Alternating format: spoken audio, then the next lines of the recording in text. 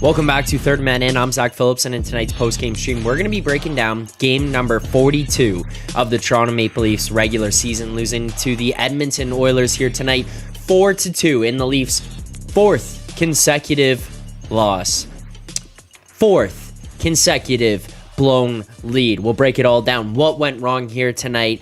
And I don't think we're going to be talking about just what happened here tonight. I think that ultimately we're going to be talking about what the hell is wrong with this Maple Leafs team and what you do going forward, because reality is this team is not good enough. So I'm seeing a lot of stuff in the chat. If you do have questions, if you have things you want to say, if you got things you want to get to, I will answer all of those. But if you're watching this channel right now, you haven't already, please hit that like button, subscribe here to the channel, turn on notifications so you get notified every single time that we go live here on this channel. You don't want to miss post-game live streams, new videos that come out, reacting to news, rumors, reactions, all that kind of stuff. It'll be happening here on this channel, but I'm also looking forward to seeing what everyone in the chat has to say here tonight. And let's get to it right away. First and foremost, we'll go through the progression of the game, but I do see a super chat here waiting, so I'm not going to put that off.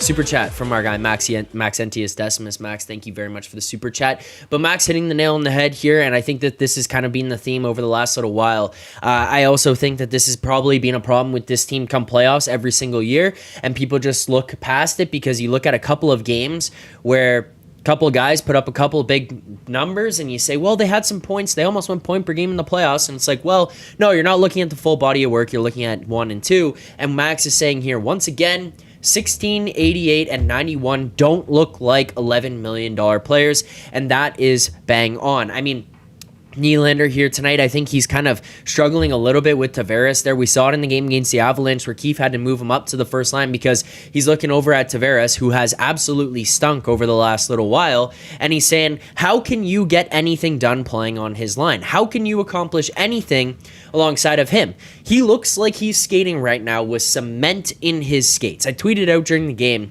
but you know when you're running in a dream and you just can't get your legs to go? It feels like you're in quicksand in your brain. You're sleeping, but you're trying to get away from something.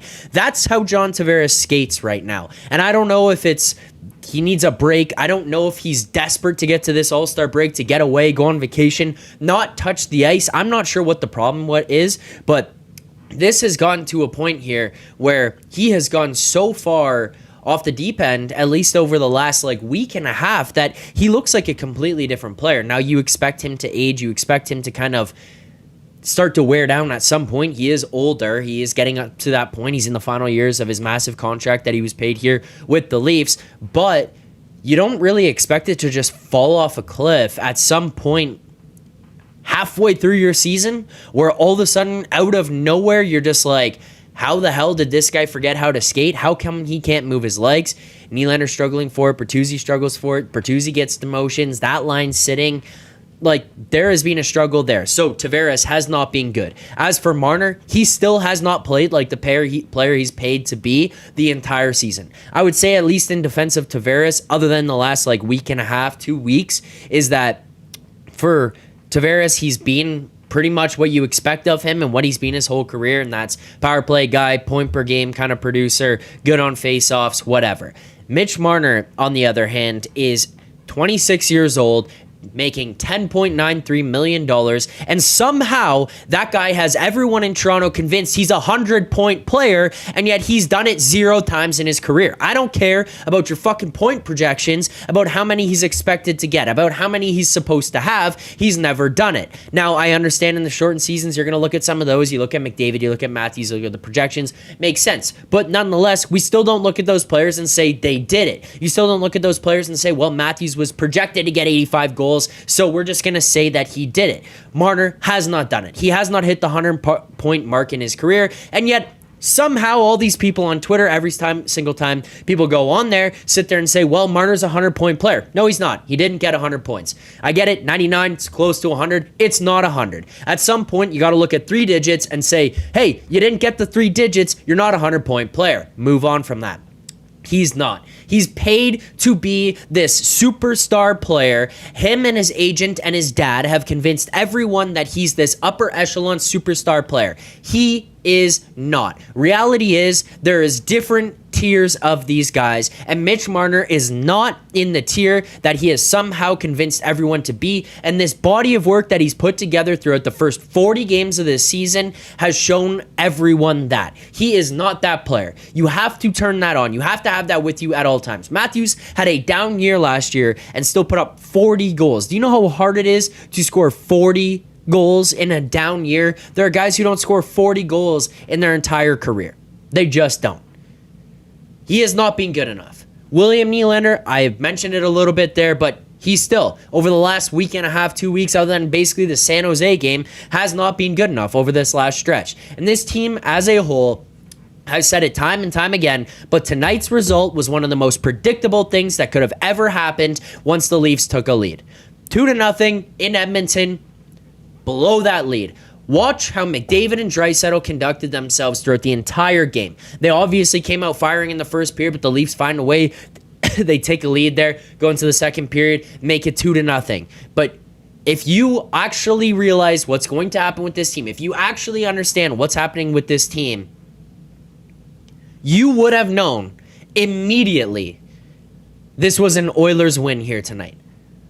I actually regret not betting this Oilers in regulation live because of how much this Leafs team crumbles and how easily they give these things away. This is clockwork with this team. Except at this point, you're probably seeing it get to a point where they're tuning out the coach. They're not listening to his message anymore. Whatever message he was giving, it's gone. You're basically, it doesn't matter. He could say anything. He could say the most inspiring thing in the world. He could say nothing. It does not matter. That guy it seems irrelevant to this team. This is the same team that we have watched for 7 consecutive years. And to have gone into this season thinking that things would be different was delusion on all of our parts.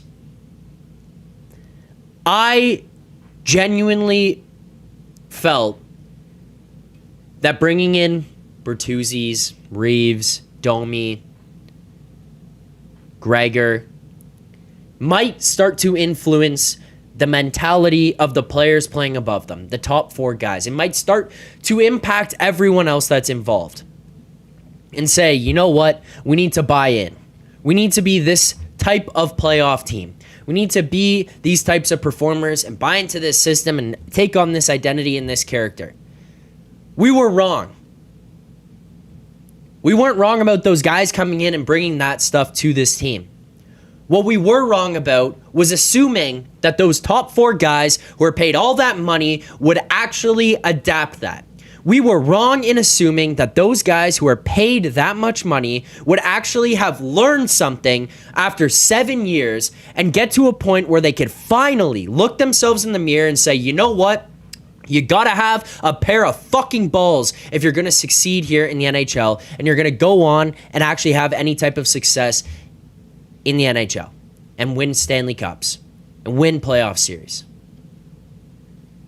They don't. They don't have those balls. They don't have it in them.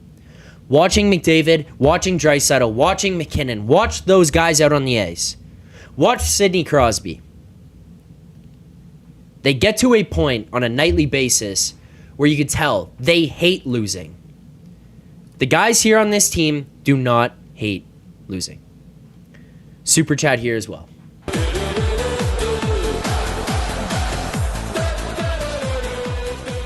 Super chat from Jeff McKay. Jeff says, what's wrong? They don't care enough to try. Keefe is a do-nothing leader. This team is a don't-care team, and when it gets tough, they break every time. Jeff, 100% agree. The fact that this team thinks that they can get to a point where they can just turn things on in the playoffs and all of a sudden adapt that level of intensity that it takes to actually go over the top is completely insane. That's why we see them have problems when it comes to the playoffs. What happens when they go down 2-1 in a game? What happens when they go down 2-0, 3-0? It's over. They did it one time against Tampa where you came back, you send it to overtime, you win the game. Outside of that, this team, you can pretty much Call it a game if they go down by a couple of goals or a first period passes by and they are trailing, because they don't have the balls that it takes. They don't have the mentality that it takes, and they don't understand how to actually fight back in those positions. And on the flip side of things, those teams that they actually play against all seem to actually give a fuck during the regular season and care about blowing leads. So while you may look at Colorado and you may look at Florida, who have blown a couple leads over the last few days, the difference is that those teams give a shit. And then it won't happen the next night, and then the night after that, and then the night after that. And you're not going to be looking at 4 consecutive games of blown leads like this. You just aren't. Because they give a shit. They lose the one, and they say, you know what? Next time, that can't happen. That was insane. That can't happen. 6 1/3 saying 7-year memory lane trip again. Yeah, no shit, 6 1/3. Honestly, at this point, you just have to be called out for some of this stuff. I don't understand how people can come here and claim this level of positivity when you watch the same thing happen year after year after year. What about this year makes it feel different than the last ones? This is truly now reached the point where it is the definition of insanity. Doing the same thing over and over and over and over and over and over and over and over and over again, 7, now 8 times, and expecting a different result. Why would this be any different? It's the same core with the same coach. They act the same. They handle losses the same. They handle leads the same. They care about points just as much as they do every single year. Nothing has changed with the mentality and the intensity of this group. It just hasn't. It just hasn't. So to sit here and think to yourself, this would be different when you still have those players at the helm, when you still have those players leading the way, making the money that they do, that is insanity. We have reached a point of insanity, Leafs fans. Another super chat here.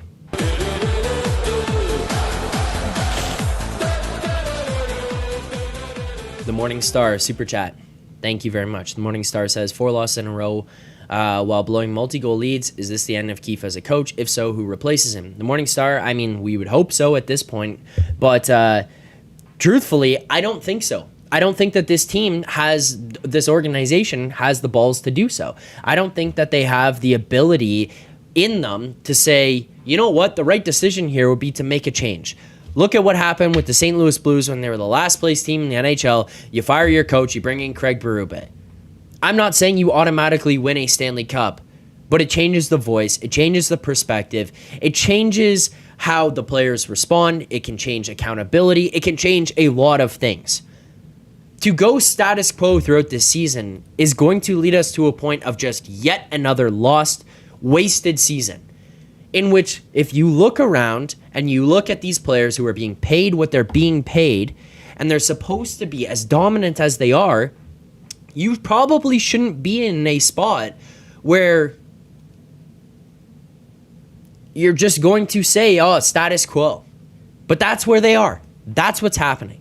So the Morning Star, I do hope that change happens here. You would assume that there are people in that front office who are smart enough. The thing that I cannot truly wrap my head around, the thing I cannot understand here for the life of me at this point in time is the way Brendan Shanahan played when he was in the NHL, who he was as a player. For him to be the president of this team and watch them act and respond and conduct themselves the way that they do, how does Brendan Shanahan, the guy that we knew him as a player, feel like this is acceptable? Or feel like this is the type of culture and attitude and mindset and character that can have success in the National Hockey League? I don't get that. And I understand that firing the coach is oftentimes a way to let players off the hook.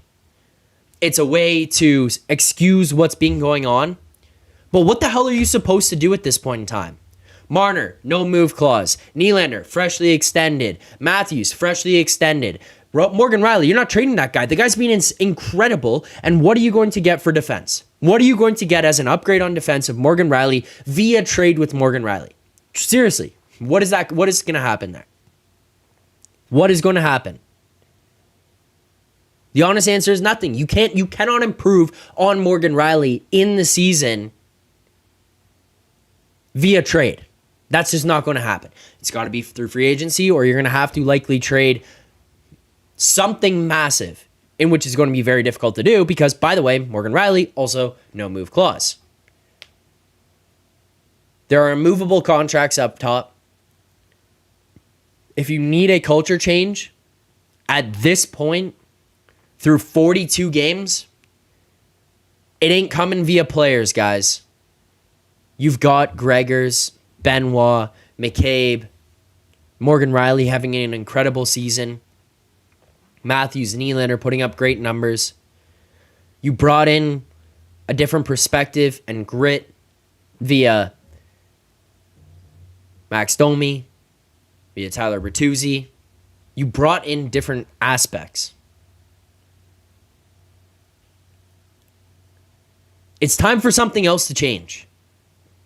It's time for something else to happen with this team to shake things up and have a different perspective here. If you're not going to look at the coach, then you might as well wave the white flag and say, forget it, we'll start and try again next year. Let's get to the offseason, we'll try again next year. This has been an abysmal season, and I know that people continue to look at what happened last year and looking at where you're at based on record and how it's not that far off from last season, whatever. The problem with this is last season got you one fucking round. One. And guess what? When you went to the second round, you won one game in that second round. One game. You went to 5 games against the Panthers.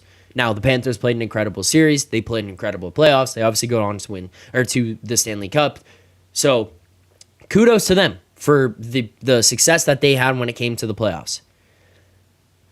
The reality is that we're going to continue to look at this team and say, well, they're close to where they were last year, points-wise or record-wise or whatever. They haven't done shit in 7 years. So why do we continue to look at the history and say, well, we're close to that? Well, we're close to where we were in terms of these things.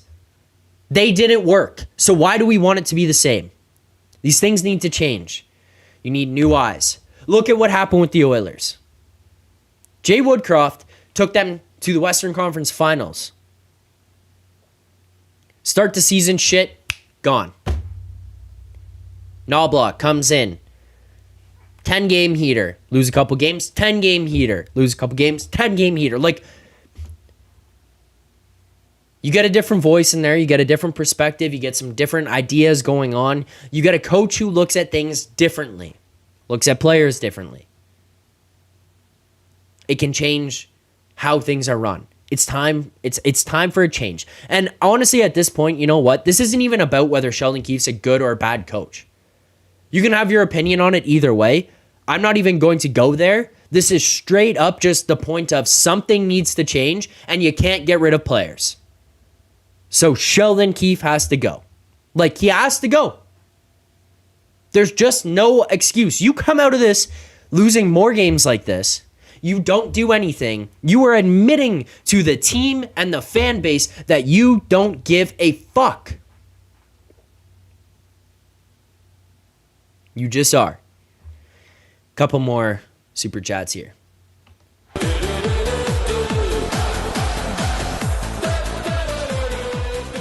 Super chat from JW. JW, thank you very much there. JW says, casuals finally call for Keefe's head, LMAO.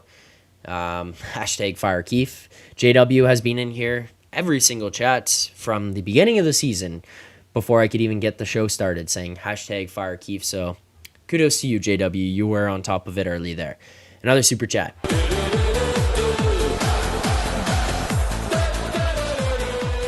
CD Corn. I'd buy Berube a fresh box of Premium Plus crackers, salted. Soup's rock hard. Yeah, soup is frozen right now. CD. That thing was left outside and it went to -10 overnight. It's frozen.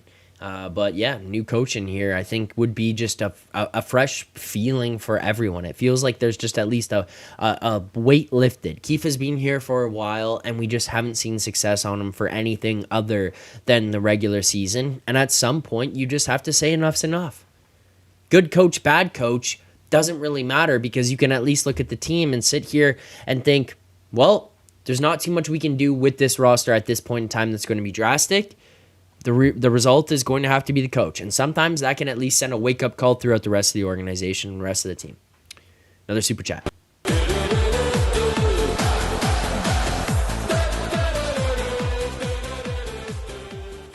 Michael, thank you for the super chat. Michael says, this catastrophe, Shanahan's had hired a rookie GM and he hired a rookie coach to coach a young team in 2019. Allowed Dubas to keep core after 5 playoff exits, a missed opportunity to trade Mitch in the offseason.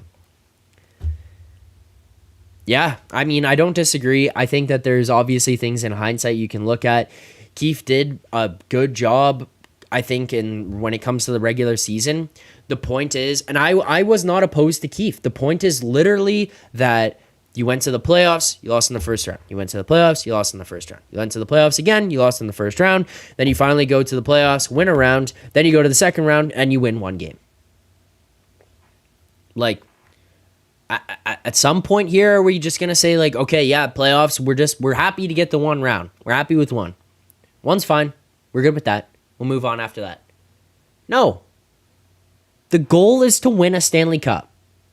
And you can be a fan who can be happy like 6 1/3 with regular season points and with player accolades and accomplishments. That's fine. You can do that. But if that's your mindset in the front office, you got a serious problem on your hands. A serious problem.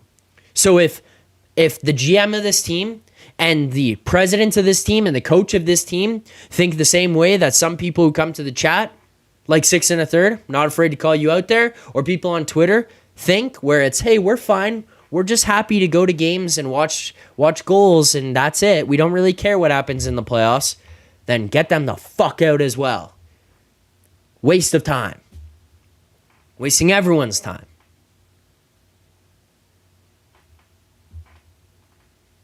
It's time to change things. It's time for a fresh perspective here in Toronto. This should be Sheldon Keefe's last game. Like, what are you going to do? Tell me, honestly. You play against Calgary on Thursday. What if you win that game? It erases everything? Okay, you win that game. Then what about the game against Vancouver on Saturday? What if you lose that game? Well, you won the game at least on Thursday.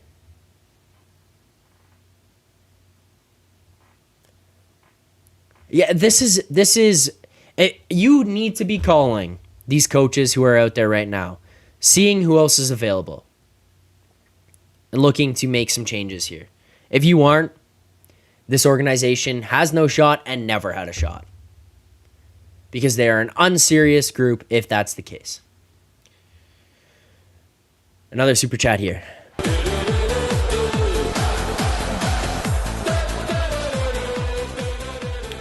Jeff McKay, super chat. Thank you, Jeff. Jeff says, we are screwed as a fan base unless they finally fire Keefe, because this team is not going to change under him. I would agree with that. Realistically, I would agree with that.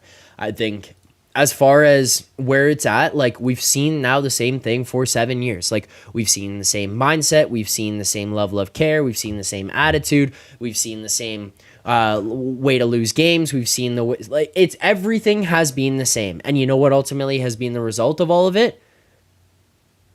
You've lost in the playoffs every single year. First round, other than one. And that 1 year that you did, you won one game in the second round. So if you're going to take that as your participation trophy, hang that plaque up on the wall. One series win, one playoff game won in the second round. Then whoop, congratulations. Congratulations. But I think the majority of people who are fans of this Leafs team are looking for a whole lot more than that. Because You charge $400 for standing room only tickets to a Tuesday night game against the fucking Anaheim Ducks or the San Jose Sharks. You pay these players all the money in the world. You charge $30 for drinks in your arenas. You take the money out of all these people's pockets who support and show up and buy your jerseys and sell out your rink. That's the point of all of this. At some point, you just have to look at the fans and say, what do we owe them? Because you are basically stealing from these people to just say, we don't care about the product on the ice. As long as it's good, we don't care if it's great. That's criminal. It's time to make changes and actually prove to the fan base and to the players in this room that you want to win. Because right now, you are an unserious team run by unserious presidents, coached by an unserious coach, with unserious superstars who could not give two shits about what happens when you lose games. Pathetic. Just outright pathetic. Guys, I apologize. It took me a little bit here to get to it. Every 50 likes, for those of you who know, we hit the smelling salts. 50 likes, 100 likes, 200 likes, 300 likes. Every time you guys get it up there, we hit the smelling salts. So, for everyone who's watching right now, if you haven't already, please hit the like button here on the channel. Subscribe to the channel. Turn on notifications on the channel. You get notified when we go live, when we do post-game streams, when new videos come out, all that kind of stuff. It'll be here. If there's a new coach that's coming to this team, it's all here, going to be broken down on this channel. So please hit that like button. But I got to do the first round of smelling salts. We hit 50 likes. I missed it because I was in a little bit of a heater there, and you guys were dinking off some super chats. So I greatly appreciate those. Now it's time for me to give it back to you guys. Thank you very much. Continue to like the stream, but here's the smelling salts. Thanks, guys, for liking the stream. Let's get to it.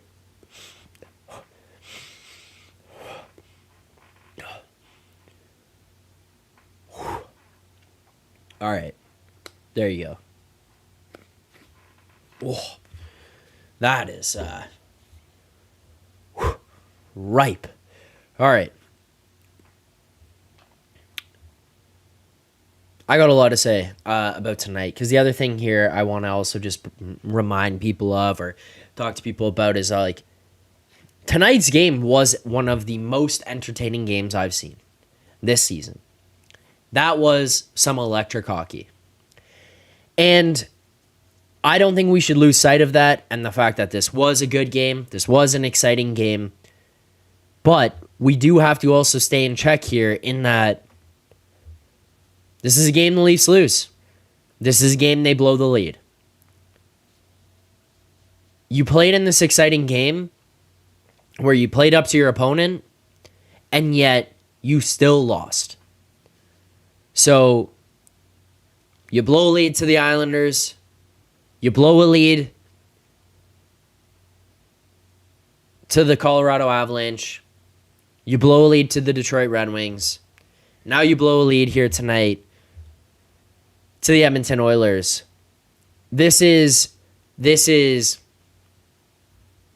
up and down in terms of level of play, and yet you still cannot find ways to win. You just can't.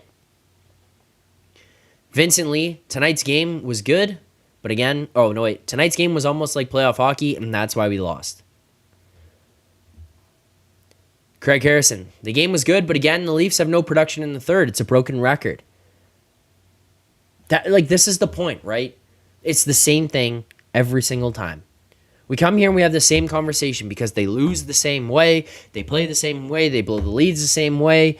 We know, okay, Calgary on Thursday, they're a mediocre team. You know what's going to happen?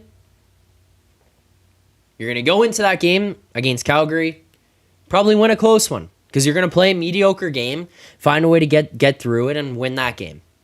Then you're going to go to the game against Vancouver on Saturday. You know what? The Vancouver Canucks have been a really good team this season. So you're going to play up to their level. We're going to play some fast, exciting hockey against the Vancouver Canucks on Saturday. Probably lose. Like, this is where this team is at. You can predict ahead of the game exactly how they're going to play before you even get there. And then it plays out that way. You just basically don't know the result of whether or not they're going to win or lose the game. In fact, actually, if they go up in the game, they're probably more likely to lose it, which is significantly more pathetic. And I think that that's the concern too. You go to the playoffs, you get a lead. This team is not capable of holding on to it, so they'll blow leads. They'll blow 3-1 series leads. They'll blow 4-1 wins. Also 6 1/3, I do. I quite literally bet against the Leafs fairly often, and it's fairly profitable. So, what do you want me to say? It's just, this team, when it comes to the playoffs, is not built to win playoff series. They're they're an exciting regular season team. That's the end. That's it. That's all you got. You're a fun, exciting regular season team. That's great. It's good for some people. It's good for a couple of years when you've got players who are developing. And then at some point, it fizzles out. At some point, you have to be content with the fact that, like Aiden says, this team is the Dallas Cowboys. Rob Fazekas says, maybe it's time already to trade both Domi and Bertuzzi. I don't see what that accomplishes. Like, the problem here, guys, is the top players not playing with intensity every night. You also haven't had Marner and Tavares show up consistently at any point this season. Tavares has taken nights off. The majority of his season has probably been pretty good, but the actual full body of work has not been. Marner just hasn't been very good this year for the most part. It's a tough scene here in Toronto. Another super chat.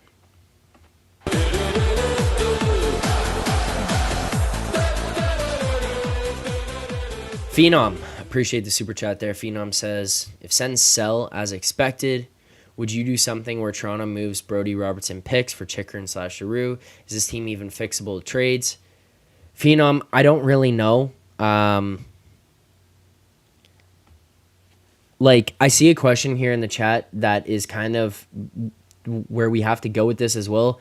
Rashab asking, is firing the coach the best solution? The way to tie these two things together is that you basically need a drastic change here to this team. The best time to do it would have been ahead of the season. The best time to do it would have been to get ahead of it before some of these no-move clauses kicked in, before you're trying to jam things together with 40 games remaining, before you're going into an all-star game that's being hosted in your own city. That's when it would have been to make the trades. So, Phenom, the thing is that you can make trades like Dubas did in the past couple of years where you go out and acquire O'Reillys and Acharis and McCabe's and Luke Schenns and whoever you want to go even refer to from years prior to that. But are they going to change the mindset and the character and the identity of this team by just them coming here? I don't think so, because no matter what happens, they're going to always be the tier below Matthews, Marner, Nylander, and Tavares. And if those guys don't buy into it, then how are the guys underneath them going to change it from the bottom up? It doesn't work that way. It goes top down. And I think right now, part of the problem, to Rashab's point here of is firing Keefe the best solution? Well, it feels as though Keefe is not one to hold these guys accountable. Keefe is not one to change the mindsets and the attitudes of those guys. Keefe is not a guy who's going to change the outlook or the complexion of this team, whether it be ahead of the season or during the season or whatever.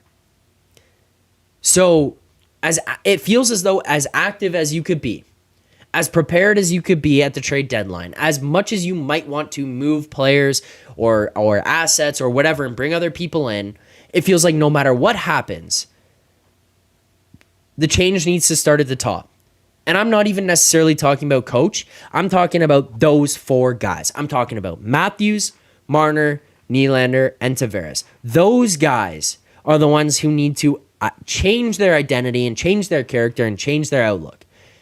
And if they aren't doing it on their own, you might need to bring in a guy above them who could change it for them.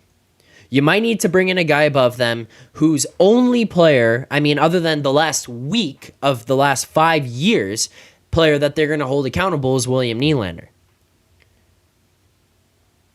Keefe very clearly hates Bertuzzi.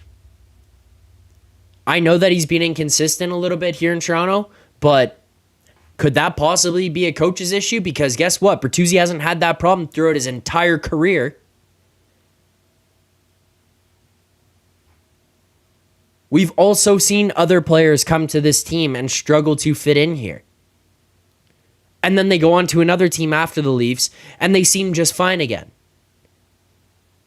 At what point do I identify this as an issue that's going on here?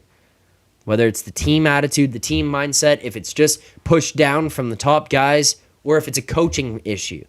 If it's a character issue from the coach, or how he handles things, or how he gives out consequences. It just feels like it's time for something to change. And again, this doesn't even necessarily mean Keefe's a bad coach. He might be a good coach. But maybe the voice in the room is stale. And maybe the message is not being received, or it's being chosen to not be received.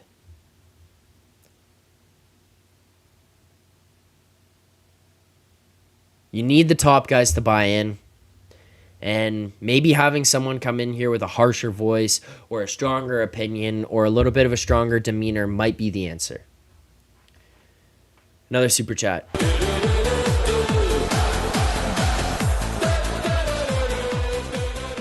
Michael says, also Michael, thanks for the super chat. This is an insane question. I'm not even going to lie to you. Michael says, Zach, are they allowed to trade 88 this season? Like, what are we fucking, what? Michael, thanks for the super chat, but what are we talking about, guys? Are we allowed to trade 88 this season? Like, the guy's still on pace for over 100 at this point. He's had a bad week here in the midst of what's been an incredible season for him. I know that this is a bad timing on everything just based on what's gone on over the last week after he just signed his contract. But, like, oh my God, to say, are we allowed to trade 88? Like, he's been the problem.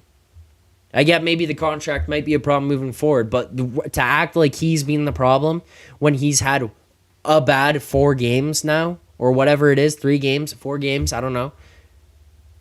Like, what are we talking about? And also, no. He's got a no-trade clause, and it kicked in now. So, you're done. Like, you can't trade, and I don't know. Another super chat.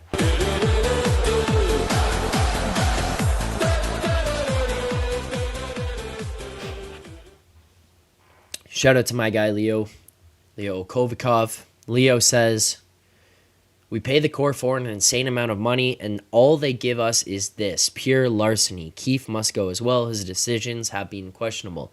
Very, very questionable decisions that have gone on there. I would agree with that, Leo. And yeah, I like to think that these guys get that much money for point production. It's like, okay, I get that the points are important, but it's another thing that I've heard Jeff O'Neill talk about a lot is like, yeah, the points are important and you got to be able to do that. And they obviously help teams be a little bit more successful, but you also need guys who are playoff guys and guys who show up when it matters the most. And it feels like right now that's lacking with this team. And we just watch these 4 guys put up points year after year after year. And it feels like we just have 4 of the same player. When you need a little bit of a mix, you need some variety in those guys who are your leaders. Like, even look at Crosby, Letang, Malkin.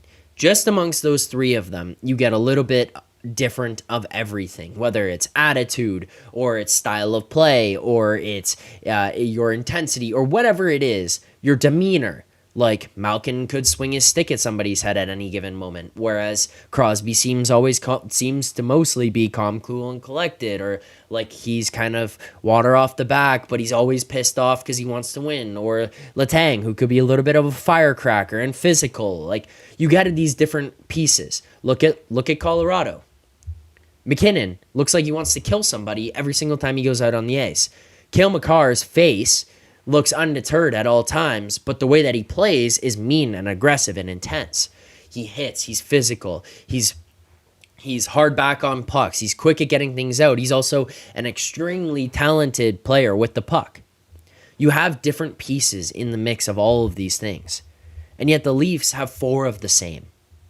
So no matter who you add around, who you add into the mix on your 3rd and 4th line, or who you add as your 4th, 5th, and 6th defenseman, it's not really going to change the identity of the team, because the guys who play the most minutes a night, especially when it comes to playoff time, they're all the same. They're just all the same guys. They're the same player. They think the same. They act the same. They treat things the same. It's kind of an issue. Before I get to the next super chat, we did get 100 likes here on the stream. Appreciate everyone who's liked the stream so far. Let's get to 150. We got over 300 people watching right now, so please hit that like button. Subscribe here to the channel. We see 1,110. Thank you guys so much for subscribing here.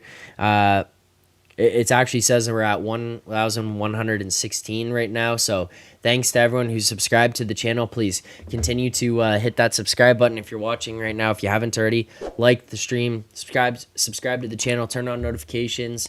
I appreciate all the support you guys continue to give here and continue to bring over to this channel. This thing continues to grow, and we're getting it back to where we had it before. I'll bring back all the channel memberships and stuff like that. I do want input from you guys of what they should be and what you guys want in them, but I mean, I'm not going to ask you guys for that right now because I still don't even know what I want to do with them, so we'll leave that. But thank you for the likes. Let's go. Let's hit the salts.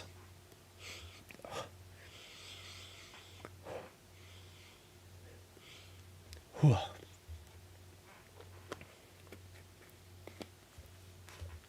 Whoa. All right. One thing I do want to address here tonight, because we should talk about the game. First of all, that no goal by Zack Hyman was maybe one of the most disgusting goals I've seen this year. We've got to watch a lot of cool ones with the Leafs, for sure. I'm not going to take away from any of those, and I'm not going to put Zack Hyman's above it, but that was truly like one of the goal of the year candidates at this point. So like that was disgusting. Shout out to Zack Hyman. He's on pace for 50 goals this year, and no shit. Like, he has been just a monster. Great compliment alongside Connor McDavid there. He's having an incredible year. It's been pretty amazing what he's been up to. Here's the other thing. NHL officiating is god awful. These guys are just absolutely lost. I think for the most part here tonight, this game was pretty fairly officiated. I think it was pretty good. But, like, it's these instances where you got to sit there as a fan. I think you would have felt this way if you were on the Oilers side as well, where it's like, if that is your forward who skates out to the point, hits a guy, the guy turns around, slashes your stick out of your hands like Bouchard did to Nyes, gets in front, gets to an open spot, and then as the guy's chasing you down to come back, the guy turns around and cross-checks you in the back, you're probably going to be pretty pissed, and the ref is just standing there watching. Nothing. And then you also look at the Leafs in the third period. Like, getting away with a pretty blatant too many men in that third that could have and probably should have been called. I don't know. I just hate NHL refs, or I guess hate's a strong word, but like really, really get pissed off with these NHL refs. It's because of the inconsistency, and I think it's probably more so because of my frustration with Peros. I think he's a little bit of a dunce up there in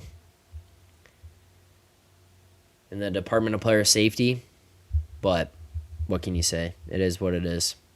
You got to deal with what you got. I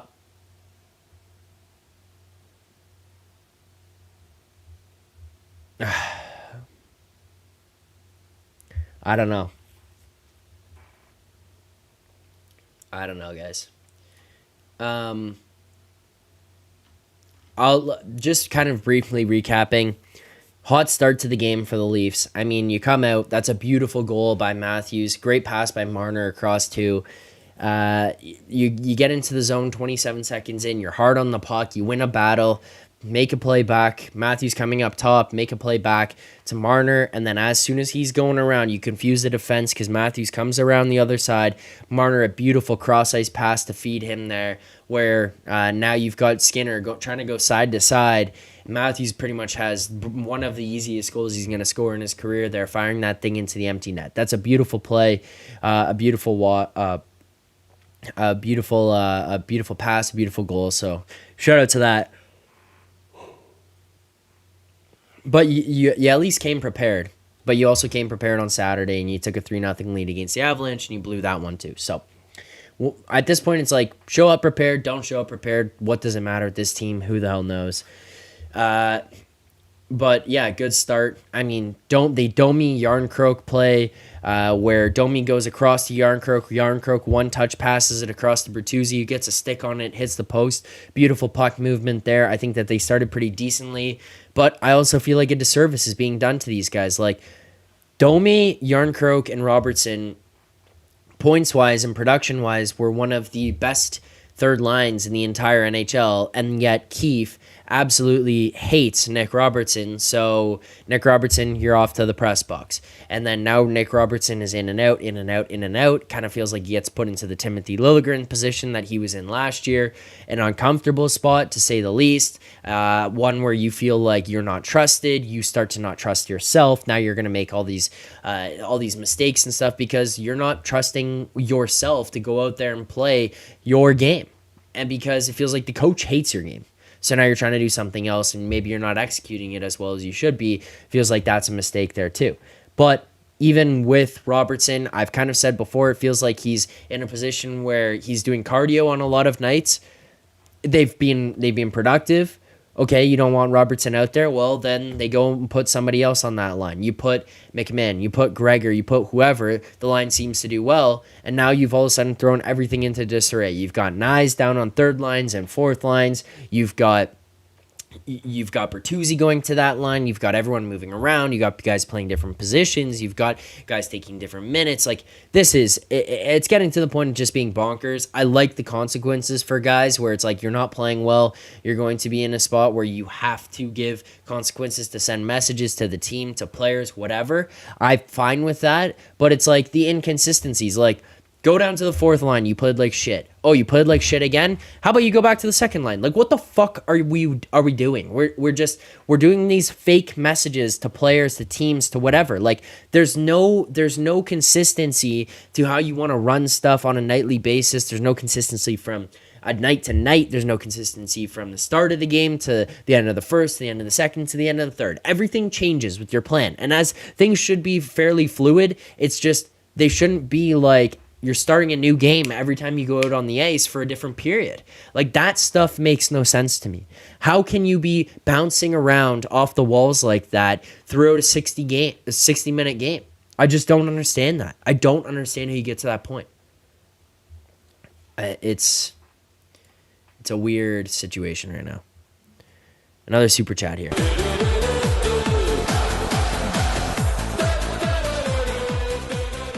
Michael,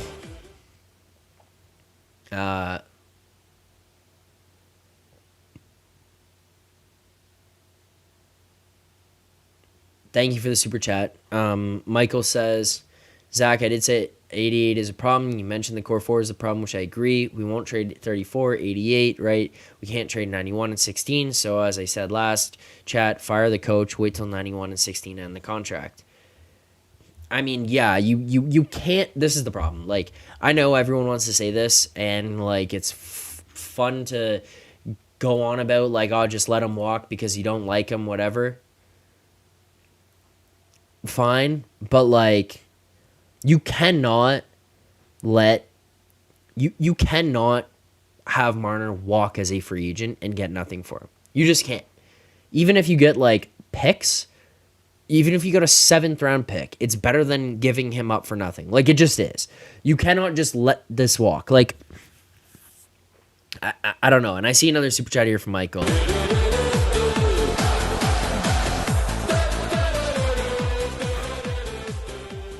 Michael says, I swear Mitch will say no for no trade move. Yeah, like, maybe, probably, but like, you just can't, you cannot let it walk for nothing.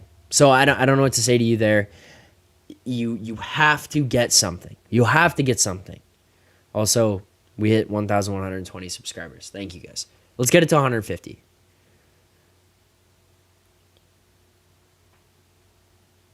You have to make trade. You have to make a trade if those guys are not re-signing, or if you're not going to re-sign them.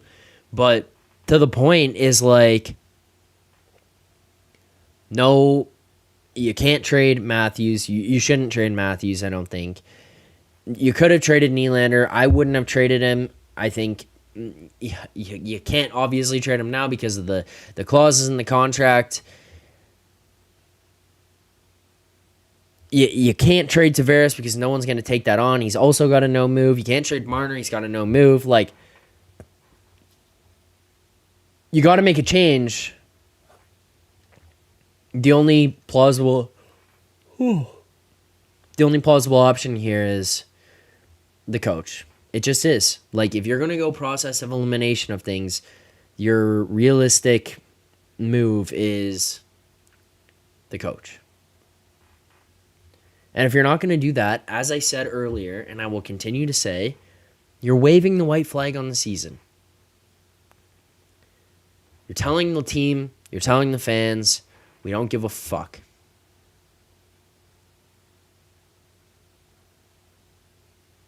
And maybe, you know what, guys? Honestly, here's the thing. Here's what we have to do for the rest of the year, I think. I think this is the way out of it. Or this is the way to deal with this, okay? This team is not going to win a Stanley Cup this year. They're probably not going to win a round. Who knows? Maybe they won't even win games in the playoffs. There's even a decent shot they don't even make the playoffs. So, I think we just almost have to accept it at this point. Nothing's going to change. The culture, the character, yawning, the attitude, the way that they play, how much they care, the coach. It's not going to change. They're not going to fire anybody. They're not going to trade players. Nothing. So here's what we do. We all get together. We hold hands. We dance around in a circle. And we sing Kumbaya.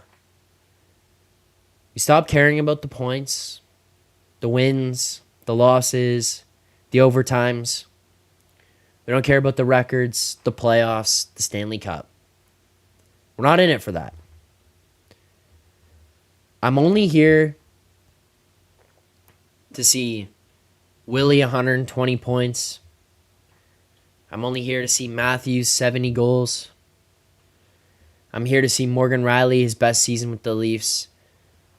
I'm here to see Morgan Rielly play the most games in a Leafs uniform. That's it. Fuck the Stanley Cup. Who needs it? Not me. I gone 25 years of my own life without it. For those of you who are old enough, you've gone 57. For everyone who's not old enough, you've gone however many years. And other people in the chat, potentially older, maybe you've seen one. And that's enough for you. You don't need another one. Let's not get greedy. You got one. Why would you need another one? The dreams of Stanley Cup are over, guys. Let's enjoy the players.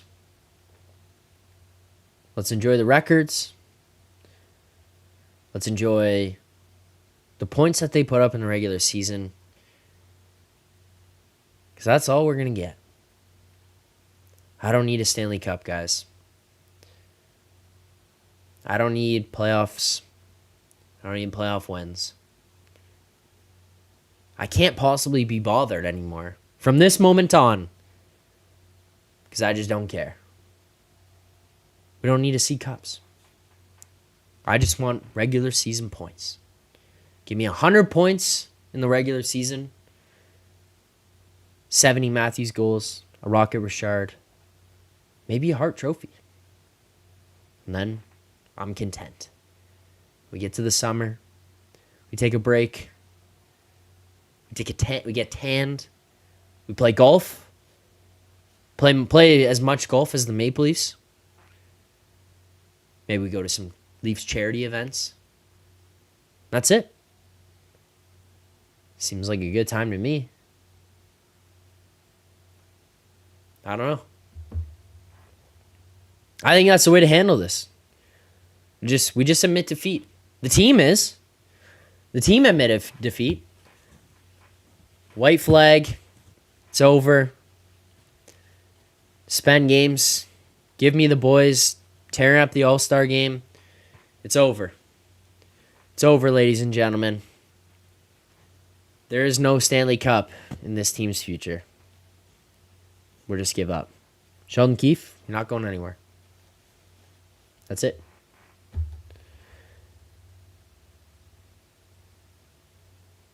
Insanity. I can't believe it. All right. We got another super chat here that I missed. Sorry. Super chat from Michael.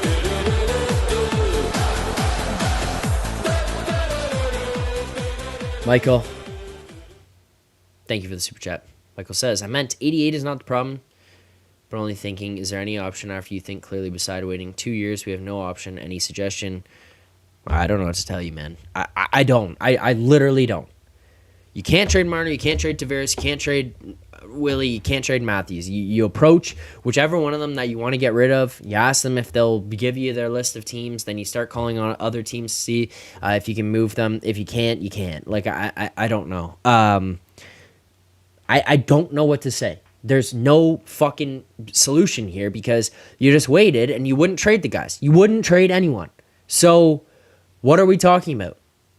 Like, how do you get to a point now where you just wait and wait and wait and wait and wait and wait and wait, and now where it's at the point of no return, you're going, oh shit, what a mistake we just made. And you can't trade Nylander, so stop suggesting it. You can't. No move clause. Kicked in this year already. Done. Can't be traded. That's it. Like, the trade idea right now is done. You have to do it in the offseason. You can't do it during the year, I don't think. I think it's way too hard to deal with. The answer is a coach, and then if you want to just blow up the farm system, you could probably make tons of trades out of the guys that are there and see if you can do something productive, something big there. Like,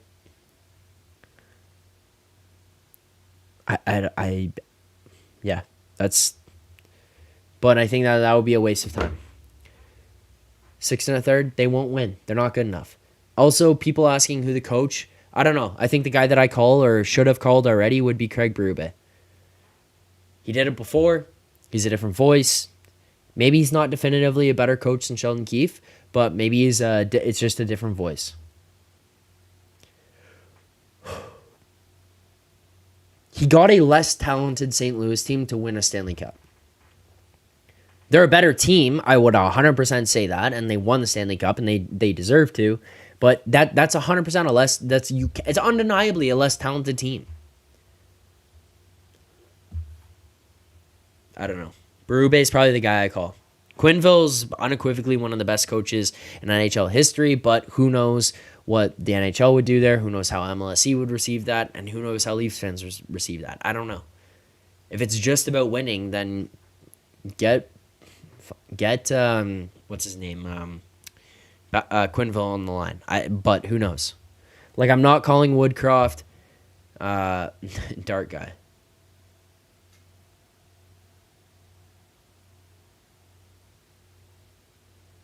I don't know. Serenity now. All right, we got a couple things. Let's wrap this up. We're almost at 1 a.m. here. I appreciate everyone who's stuck in here. I don't know if I'm going to be able to do this on Thursday. I'm just letting you guys know right now. More so based on the fact that work on Friday, but we'll see. I'll try to figure it out.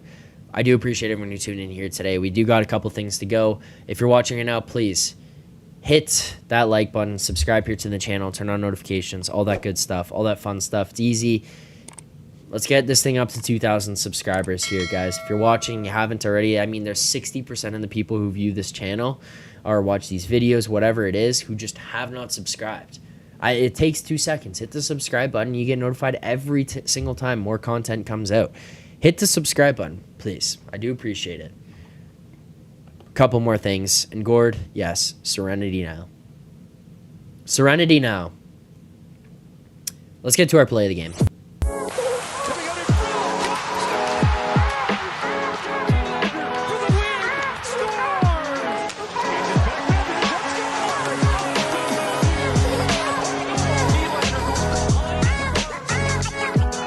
All right, I got 2 plays of the game for tonight. They're going to be 2 very different ones. I'm not going to dig into them too much. I'm not going to lie to you guys, but I do want to see what yours are in the chat here. I am very curious. Play of the game is the Matthews goal. 27 seconds in, you got rocking. Came out with some intensity, came out ready to play like you wanted to play. Austin Matthews came out with that intensity like he was ready to go, and he knew this was a big matchup. Nice play to Marner in the zone, gets in, wins the battle, comes up top, makes a pass across to Marner. They switch, confuse the defense, drives the back of the net, or drives towards the back side of the net. Marner makes a nice cross-ice pass, gets it, buries. The other one that I would go with is the McCabe hit on Zack Hyman. That's a beautiful hit. Him and Benoit seem to be the only guys who lay those. Gio looks a step behind. Brody has been very bad this season. You can't pretend like that hasn't been the case. Brody just has not been good so far this year, and it's really hurting this team, especially at the price tag that Kyle Dubas signed him to. It's a tough scene right now. I don't know. Shout out to McCabe. Benoit coming across, honorable mention, diving across and making the save when he was the one who made the mistake on the cross-ice pass. He makes a bad pass cross-ice. It's McCabe. It gets an opportunity for Connor Brown coming down the other way. Benoit makes a second effort, gets across, gets a stick on the puck. Beautiful play there. Then obviously one that didn't end up with the goal, but beautiful play as well. Honorable mention would be the Domi Yarncroke Bertuzzi connection, where Bertuzzi just ends up hitting that one off the post. It's unfortunate. That's a guy I want to see have some success. I think there's no shot that he comes back next year. I think that Sheldon Keefe has probably fucked that up a good amount. I think that people also like Sonus Gigel just don't understand what that type of guy can bring to a team. And so he gets a bad rap.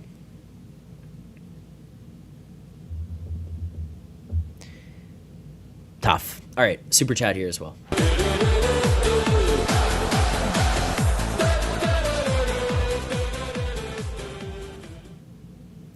Michael, thank you for the super chat. Michael says, Zach, Mitch has no trade. He might say no, mate. He might.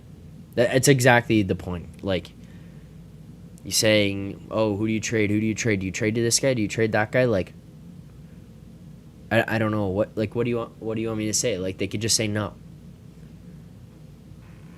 They got no trades. I think some of them have modified, though, not full. So then if they've got them modified, you can ask for a list.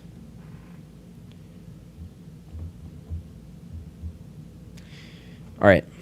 Let's get to our grades of the game. I'm interested to see what you guys have, but grades of the game. You want answers? I think I'm entitled. You want answers? I want the truth. You can't handle the truth.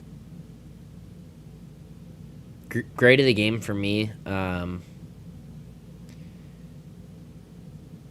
Wow. I feel like this stream here tonight has just taken a lot out of all of us. Or this, maybe not this stream, but the result of this game leading into the stream, and as things have gone on, realizing what the reality is. I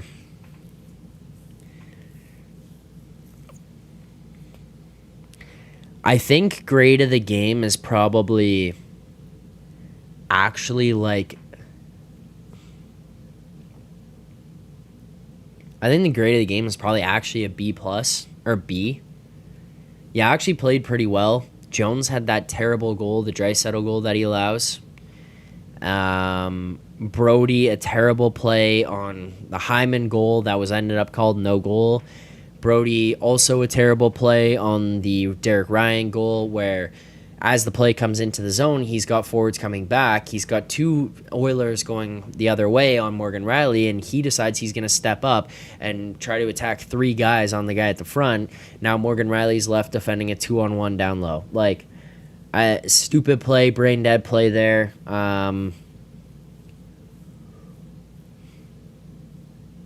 It was a high-intensity game with chances at either end of the ice. I think Jones felt like looked like he was pretty good, other than really that one Draisaitl goal.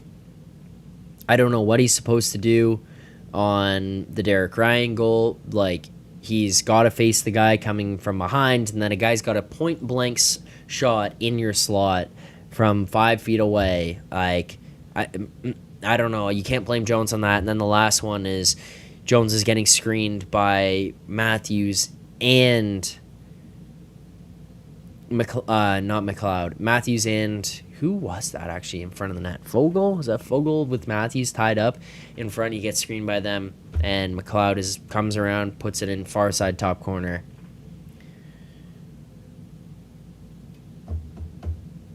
You win this game. It's a higher grade easily. You get some brain dead dodo plays. You're winning 2-0 on the road. You blow a lead. You lose in regulation. Like, you want to talk about points, guys, and you want to get excited about points. Well, you didn't get any here. You didn't get any on Saturday.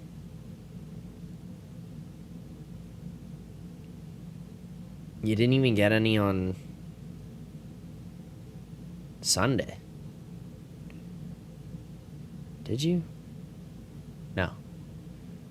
Like, there's 3 straight losses. You blow a lead in regulation.